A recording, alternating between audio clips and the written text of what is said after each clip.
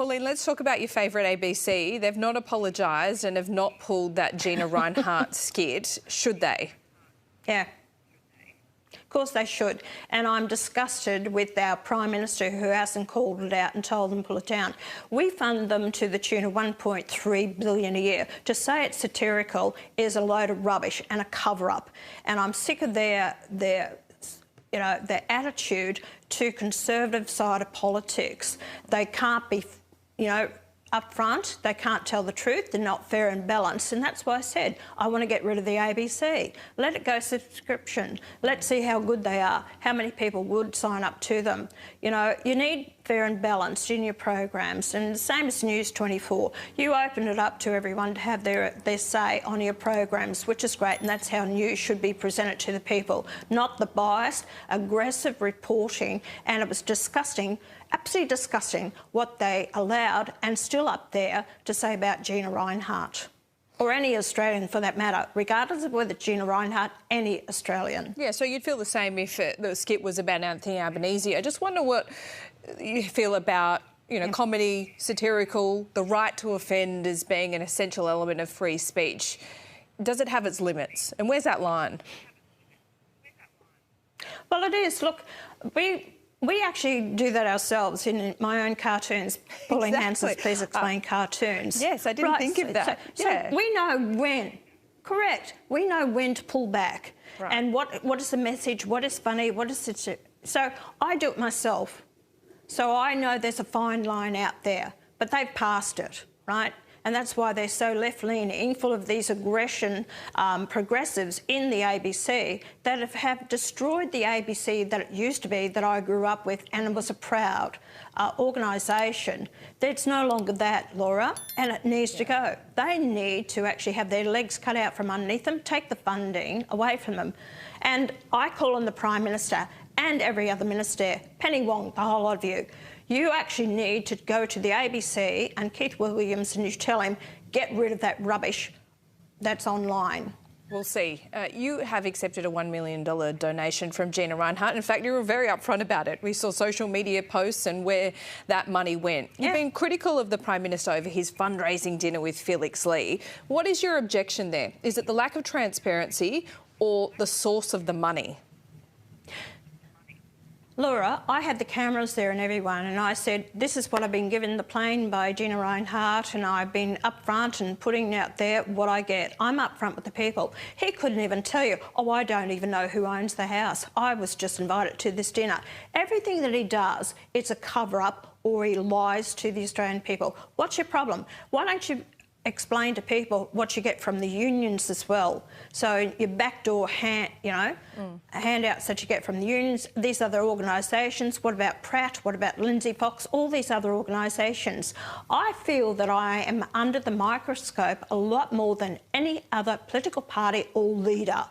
They've got away with this for years. So hopefully, putting the spotlight on me, I hope the media takes note and puts more of the spotlight onto these other political parties, and let's be fair right across the board. I've always been upfront and honest with the Australian people. I will continue to do so. I expect the same out of our other leaders, and I expect the media to hold them more to account as well. Well, on that note, I want to ask you about Malcolm Roberts, because he's been on Carl Stefanovic's podcast talking about chemtrails. He's praised Alex Jones in recent times. Is it fair of me to ask if he would sit in any cabinet of yours or have a national security portfolio? Look, Malcolm Roberts has done a fantastic job, and as my colleague for the last 10 years, I hear a lot of praise about him by many people as I travel across the country. Malcolm has never supported the chemtrails. You've got to understand Malcolm Roberts is always that scientist that comes out of him, and I want to see the data. Everything that he talks about, show me the data. He's never supported the chemtrails. We've spoken about it many times. We get a lot of people contacting our officers and talking about chemtrails, and he said to me, and he says to them, show me the evidence. So, prove to me and show me the evidence. That's Malcolm Roberts.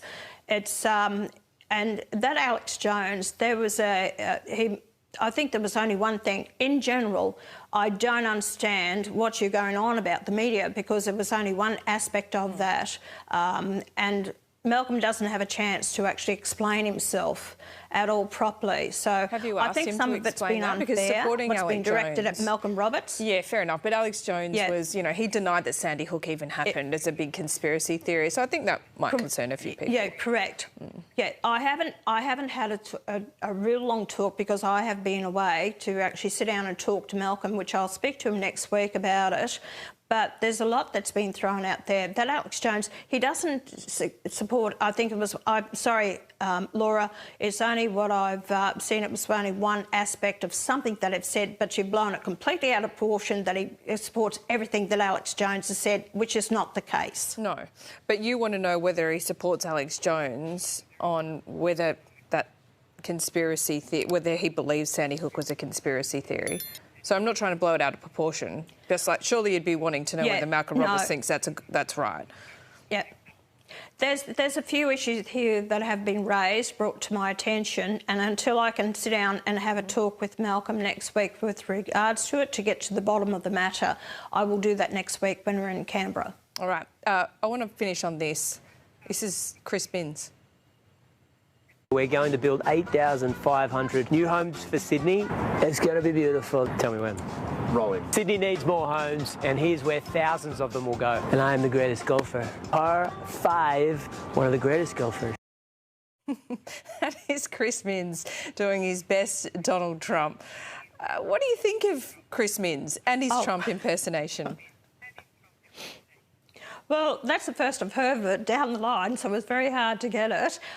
Chris, stick to being Chris Minns, OK? No one can take off Donald Trump. I tell you what, no, I take it back. The only one that could was Tina McQueen's grandson.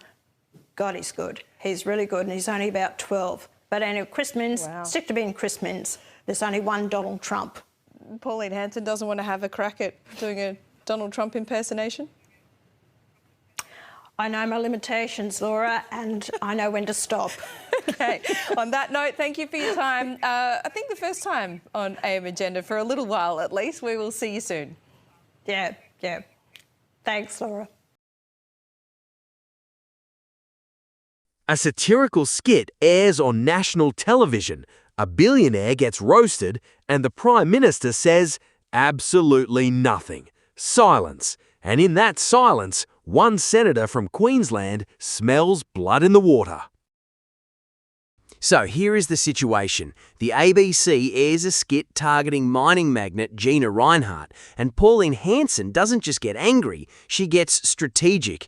She's not asking for an apology, she's asking why taxpayers are footing a $1.3 billion bill for a broadcaster she says has lost its impartiality. Think of it like paying for a referee who keeps kicking goals for one team. That is her argument, and whether you agree or not, it is sharp.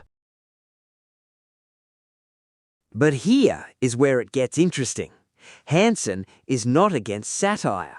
In fact, she defends it, pointing to her own cartoons as proof that political mockery has a place. Her line in the sand?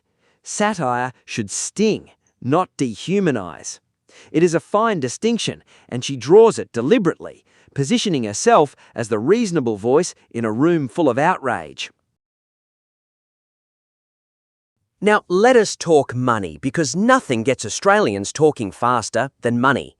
Hanson received a hefty donation from Gina Rinehart, including the use of a private plane. Instead of hiding it, she puts it all on the table. Full transparency, she says, then immediately pivots to Labor's fundraising dinners, asking why some donors get scrutinised under a microscope while others slide by in the shadows. It's a classic move. Turn the spotlight around before anyone can shine it on you. Speaking of turning things around, let us talk about guilt by association, the political equivalent of being blamed for your cousin's terrible taste in music. Senator Malcolm Roberts faced backlash for referencing commentator Alex Jones. Hanson steps in, clarifying that one narrow reference does not equal a blanket endorsement, and promises to sort it out directly with Roberts in Canberra. Calculated damage control, done with a straight face. And just when things get heavy, she throws in a curveball. New South Wales Premier Chris Minns attempts a Donald Trump impersonation, and Hanson is not having it. Her advice? Stick to your day job. It is a light-hearted jab, but it reinforces her bigger message. Real politics beats performance every single time. So, what is the takeaway? Whether you see her as a truth-teller or a tactician, one thing is clear. Pauline Hanson does not just react to controversy, she reshapes it. Every clash becomes a platform. Every question becomes leverage. That is it for today. Thank you so much for watching, and we will catch you in the next one.